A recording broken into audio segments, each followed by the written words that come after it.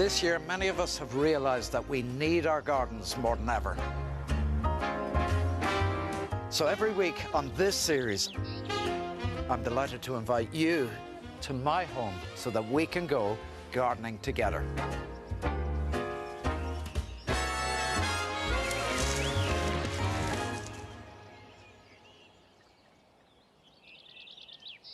One of the most creative parts of gardening, I always feel, is sowing plants from seed. It's just magical, really, that these tiny seeds will produce really beautiful flowers. So I'm using a wildflower mix of seed. I'm doing it in a crate because I'm going to surprise my mum, who's living just in the city with a balcony for a garden. If you were sowing directly into the ground, you'd rake them in very, very lightly. And I've put more of the compost in this plastic pot and I give it a dusting. And then the magic really starts to happen when you activate growth in the seed. And you do that by giving the seeds a good watering. And all of a sudden, the signal will be sent to those seeds to start growing. I've just sown those now. 6 weeks ago from the same packets. And look at these amazing cornflowers and cosmos. The bees have been buzzing around this tray. So on my mum's balcony, within weeks, this is what you'll have, and this is what you could have too.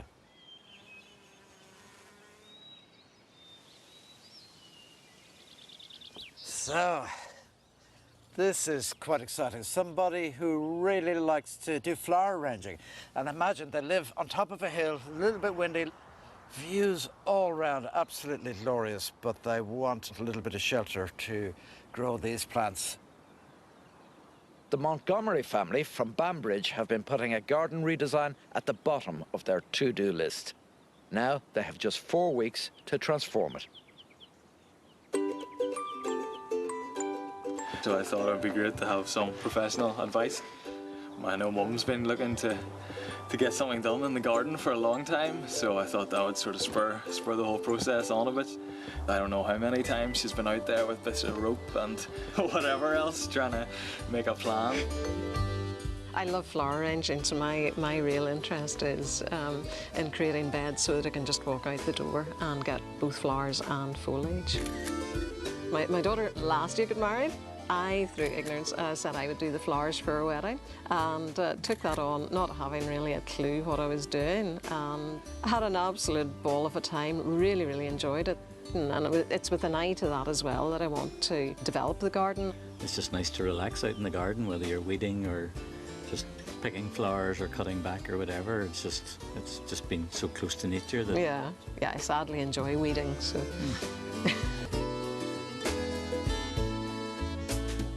Hello. Hello. Hi. Great. So, David, will you show me the garden? So this little space, this is the space that we want to do up. Mum has already got a flower bed here and some nice potted plants. But then it's just, this area is just grass at the moment, so we want to do something a little more exciting. So, how do you see it? What would you really love? Well, I'm thinking probably of something a wee bit sculptural, and then I imagine maybe 2 mirror image kidney-shaped beds and something like a modern arch, maybe creating some sort of a feature between. Wonderful. I think I'm going to ask you to design a garden for me. I know. Okay, I'll get on with that, and lovely to meet you. Thank you. You too. Bye. Bye-bye. Wow, with such a strong vision, I really need to think carefully about what I can bring to the Montgomery garden. Now, many of you have been sending in your gardening questions by email, by video, by social media, and I'd like to tackle some of the more unusual and some of the most common. Now, this one from Kevin in the Cooley Mountains in County Louth is a little bit different. He grows vines, and he's been growing these vines in a greenhouse. Last year, he put 2 of them outside. The reason you do that is so the vines have access to water outside because they're very thirsty plants. But the one that he left inside is doing very well, producing lots of fruit. The ones he brought outside aren't. Kevin, the answer is really simple. The two that you've brought outside are in shock, and they will be right through this year. The one inside hasn't been moved, so it's doing okay. The ones outside will be okay. Just give them plenty of water and a bit of feed this year, and next year they'll be back to producing fruit for you. All I've got's this sunny afternoon. Oh, I love this. We've inherited a large country garden that's largely lawn with a few trees. We'd love to encourage more wildlife, and we're wondering what can be done, keeping in mind we have a young, busy family to look after, so not much time for gardening. Oh, this is perfect. Wildlife and Phoebe, my botanist friend, go hand in hand. Over to you, Phoebe.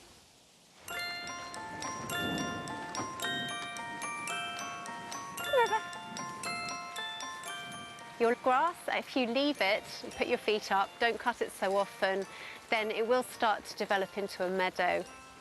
Wild meadows are really interesting right now. A lot of people are interested in growing them because we have a focus now on pollinator plants, and we're trying to support pollinators to return to Ireland because they're very threatened. Their habitats have been lost. Management that we've been doing in our gardens and on our farms hasn't really helped them over the years. This is Yorkshire fog, this grass here. It's really soft and furry, the whole thing, and it has like this slight purple colour to it. So a lot of people, as they let their grass grow longer, they might see this one coming in. If you're interested in wildlife, you could put up bat boxes, you could have a bird table, bee hotels. There's lots of things that you can do to support wildlife in general. Developing a meadow is a complex situation, though, so you'll need to keep an eye on it and see what wildflowers grow in it. There's loads of insects that like long grass, so overall wildlife will do very well in long grass. There you go. There's the answer. Let it go and let it grow. Most of us have walls or fences at the boundaries of our garden. We build them and then we don't know what to do with them. You're in that situation, Liz. Actually, I can see your fence growing in front of my eyes. Yes, that's right. Getting erected after a long wait. It's finally happening. So the carpenter is there, and immediately he's finished, you want to cover up his work. Yes, I'll say that quietly. Yeah, I hope he's not listening. There's a number of things you could do. You could paint it a very, very dark green, and that does help disguise it. Something like a British racing green can be very good, but you probably want plants, and plants are beautiful as the boundaries to our garden. There's a lovely rose which would do very well in your situation called American Pillar, and that will clamber up the fence and it'll climb in it, and at this time of the year, next year, it'll be full of pinkish flowers. Absolutely beautiful. Just give a dollop of farmyard manure in the planting hole, mix that in with the soil and the compost, and that should be happy. That sounds fantastic. Yeah. It'll green up the place, but again, keep that a secret between you and me, or the carpenter might disappear. Definitely. Until he leaves, anyway. Nice to see you, Liz. You too. Bye.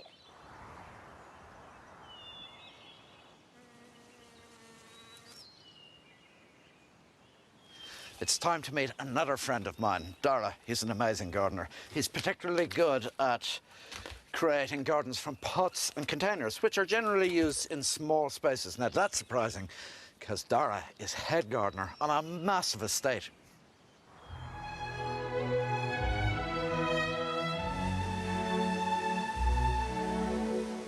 The estate we're on is an 18-acre estate of mature woodland mixed with a large amount of magnolias and rhododendrons.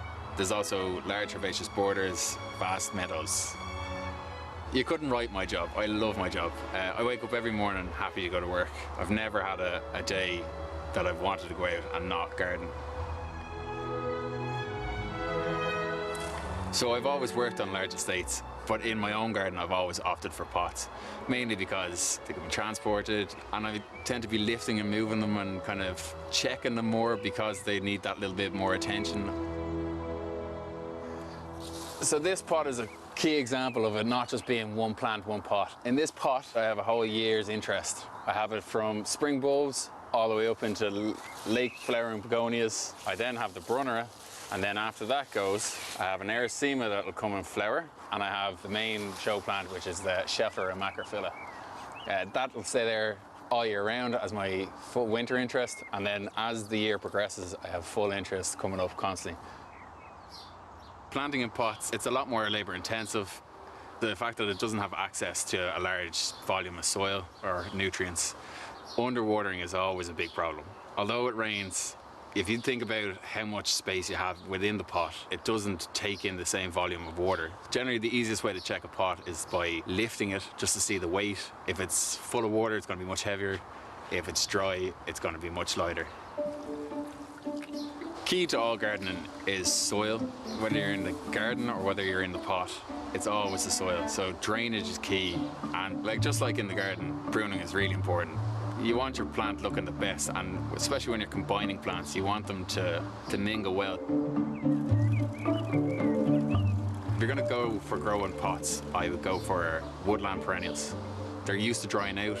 They don't need that fertile soil.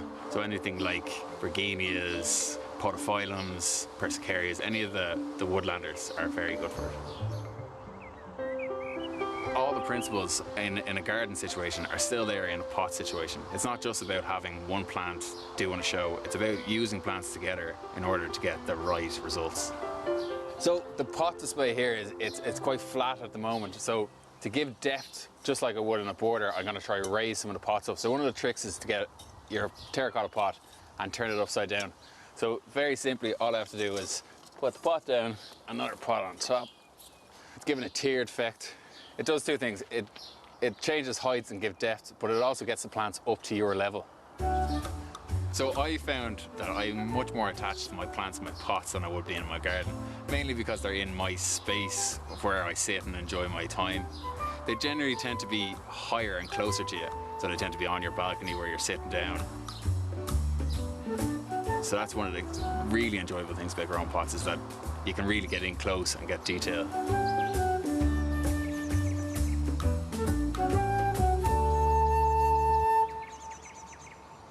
I've been really inspired by Darragh's collection of pots, so I'm going to plant up my own. But it won't be just me. I'm going to have a competition with Paul, who works with me.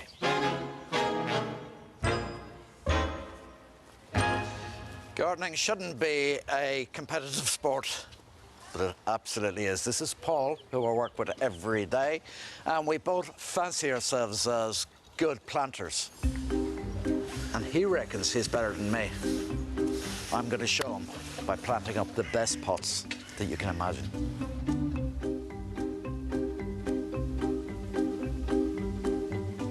It's summertime and people want instant impact and they want colour. So I'm going to be going floriferous, the biggest, brightest, most beautiful colour I can find. And straight away I see it with dahlias. I'm in dahlia heaven. I'm going down a bit of a cooler route with some nice shady plants for a courtyard or a place that doesn't get as much light as your brash garden might. Brash? Brash, yeah.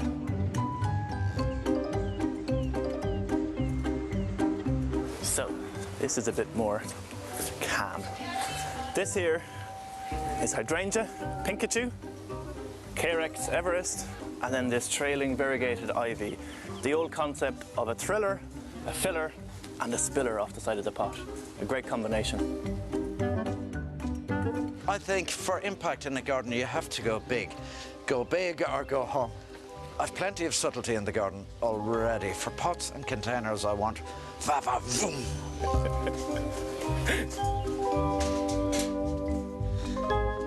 So, we've all had a bit of a tough year, and dahlias are the thing that will cheer us up from mid-summer on. These will be perfect for beds and borders, but they will also make amazing display. The geraniums will take a little bit of drought. They don't mind drying out just a little bit, and they'll come back really fresh. And look at the colours, just look into that plant. Now, for instant gratification for us and almost everlasting colour during the summer. Nothing beats them. He's doing his best. Actually, he's doing really well. Time for the giant pot off back in my garden.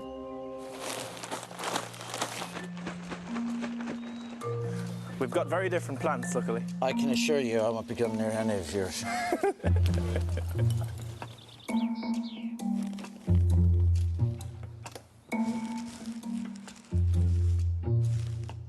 That's great. So I'm going to leave you. I have some work to do on the Montgomery's garden, so I'll get scribbling. Bro, yep. See you later.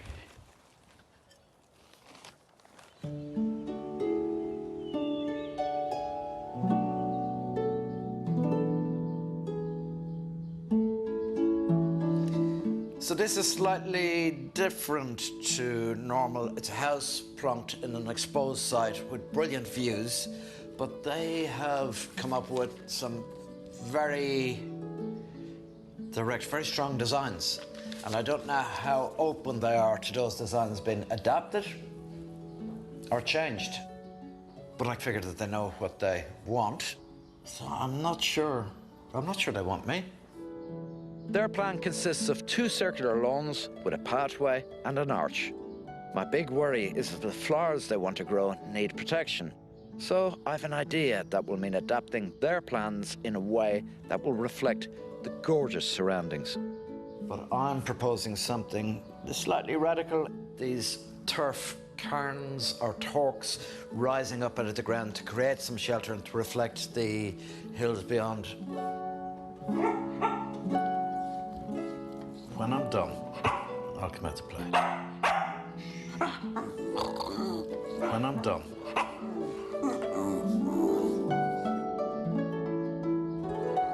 Using their vision as a template, I revealed my plans to the Montgomerys. And with only 4 weeks to complete the job, they seem to have gone for it. Well, apart from my one major design feature. Even these ones, flatten them out a touch. Hello, welcome back. How's progress going with the garden?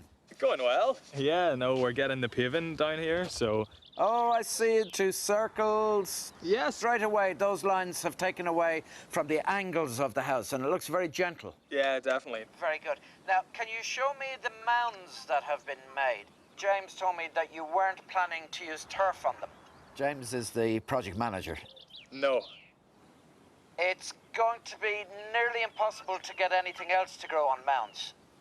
No, we had just imagined that there was something that would stick to that, something a bit more weatherproof. And there's not some sort of a very sort of hardy, low-growing thing that would... There are, but you'd need so many of them and you'd be taking lots of weeds, so it's just that grass is the easiest thing to look after. Yep. Yeah. Is James there? Yeah, he is, yeah. Oh, there's that big beaming smile that I love to see, James. I have to wear a coat today, Diarmuid. We're going to look at the potential for planting the ridges. You told me the other day that it wasn't going to be turf, it was going to be some sort of plants. Yeah. It's a challenging place for plants. If you can encourage the ridges to have as much body as possible, as much height, so they'll add some protection to the rest of the plants. Yeah, but everything else, Diarmuid, is great. There's a lot of work after happening here. Okay, I've my little countdown clock on. This is going to be a very exciting one. Best of luck. Thanks, Diarmuid. Okay. Bye-bye. Bye.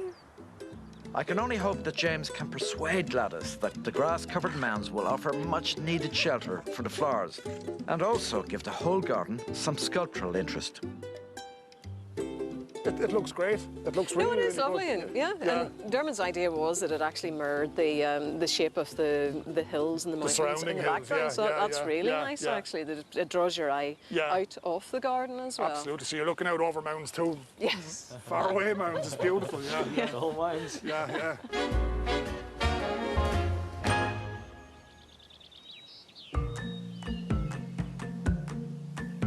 Are you done already? Not yet.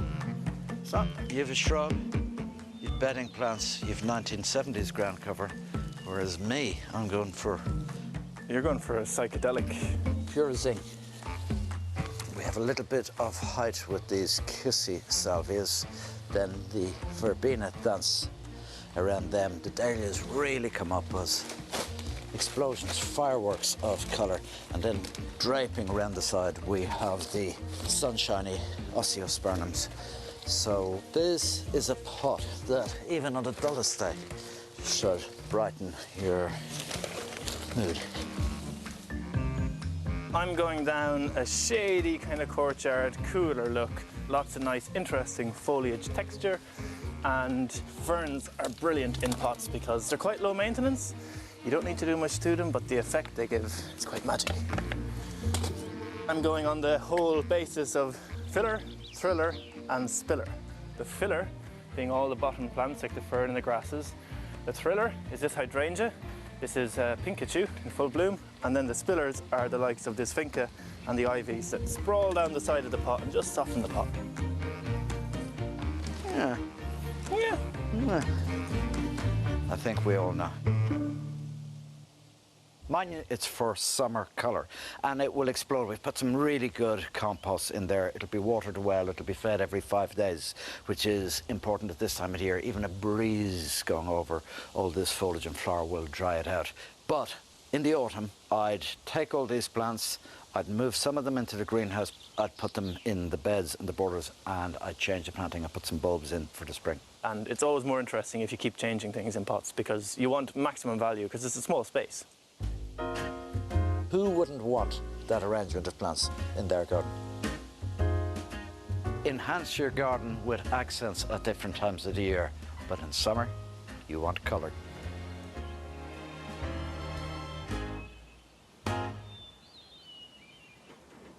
Many of us are gardening in increasingly small spaces, awkward spaces where there's no access to soil in the ground.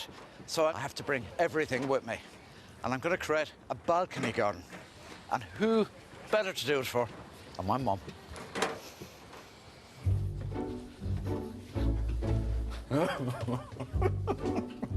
Reverse. Get in before the door prunes the plant. Very good. And she would live at the very top, wouldn't she?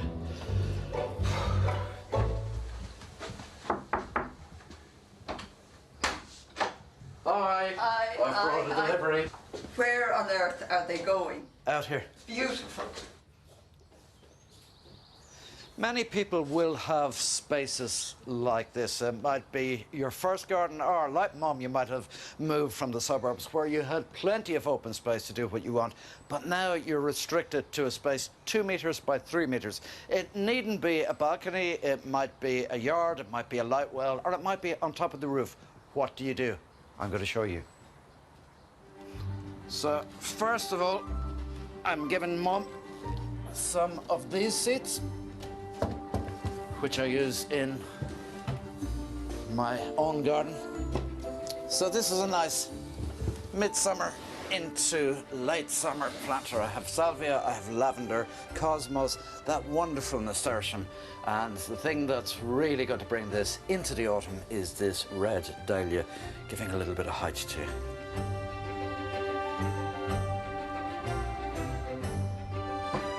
That gazania there, that's just such good value. It comes out when the sun is shining and it is so bright.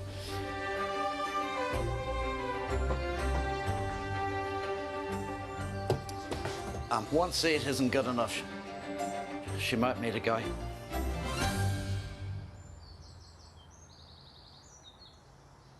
So here's your new garden. Is absolutely stunning. Do you like it? Absolutely.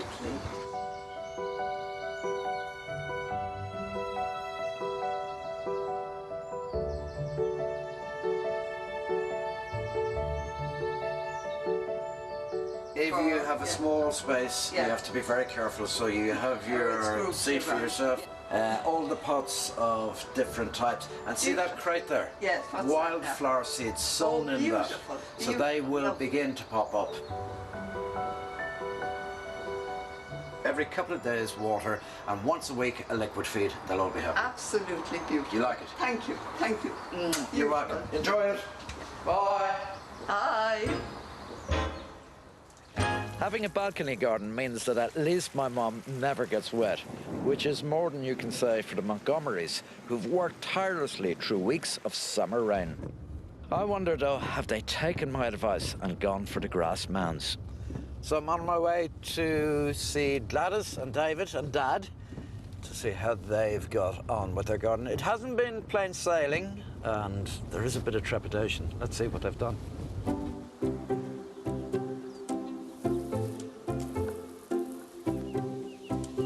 Diarmuid had suggested mounds, and I just couldn't envisage what that would look like at all. And David and Ian worked really hard at sculpting them. They were quite hard to shape because no sooner had you one section done and it looked perfect, but then you looked at somewhere else and that didn't line in exactly with what you'd done before. There was a lot of patting in, and to get the soil up, it would all just fall down before you got it to the top. But there was enough of it that by the end we were pretty good at it, so it was nice, nice to feel good at it.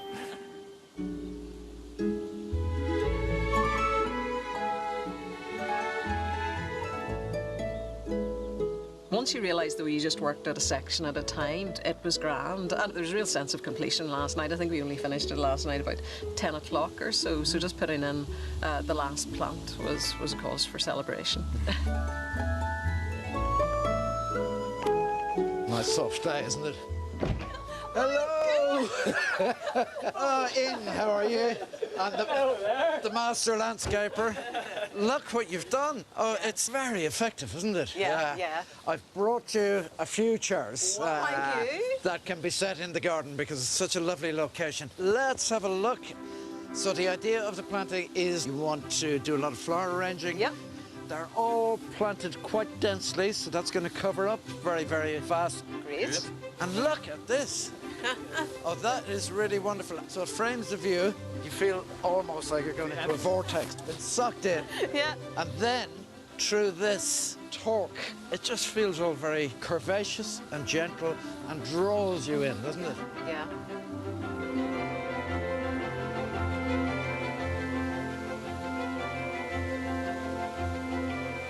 And using turf. It was a challenge for you to get your head around it. Yes, I couldn't. No, I love it. I didn't actually like it until the turf went on. And then all of a sudden it makes sense. Yeah, it did. What are your favourite plants? I love the salvia. There's quite a bit of salvia dotted about. The other one that's very handy is this epimedium. So that's going to be a low-growing ground cover. Okay. And then these Montgomerys will be in flower very, very soon. So you have loads of different colours. Lupins coming up. Do you think it'll be easy to keep, to look after? Everything except the mounds. The mound will be, it won't be that difficult because grass, if it's on a slope, it grows at a slower rate. Okay. So if you just treat it like a mini hedge, 20 minutes or so with the shears will. Mind you, I should take that advice myself. It's not really wet. If you get over the wet, it's lovely. They're very comfy. The nice thing about those chairs is, as you're driving in, if you just see them set almost as sculptures, they set the idea of relaxing, and that's what a garden should be. Yeah. So enjoy your garden. It's been great to go gardening together with you. Thank you. Thank you.